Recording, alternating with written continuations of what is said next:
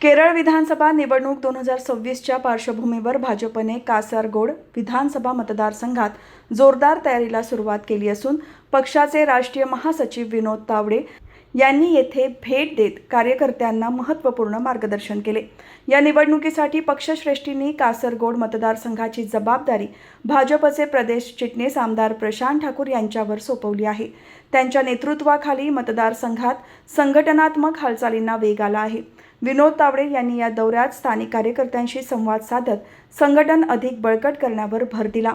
आगामी निवडणुकीत प्रभावी कामगिरीसाठी बूथ स्तरावर काटेकोर नियोजन करण्याचे निर्देश त्यांनी दिले। प्रत्येक कार्यकर्त्याने जबाबदारीने काम करत मतदारांपर्यंत पोहोचावे असे आवाहनही त्यांनी केले। तावडे यांच्या मार्गदर्शनामुळे कार्यकर्त्यांमध्ये नवचैतन्य निर्माण झाले असून निवडणुकीच्या तयारीला वेग आला आहे। कासरगोडमध्ये भाजप अधिक ताकदीने निवडणूक लढवण्यासाठी सज्ज असल्याचे चित्र या भेटीतून स्पष्ट झाले। यावेळी आमदार प्रशांत ठाकूर, भाजप आमदार हरीश पुंजा, उमेदवार अश्विनी ML, नगरसेवक संतोष शेट्टी, नगरसेवक सुमित झुंजारराव, अक्षय सिंह तसेच पक्षाचे पदाधिकारी कार्यकर्ते मोठ्या संख्येने उपस्थित होते।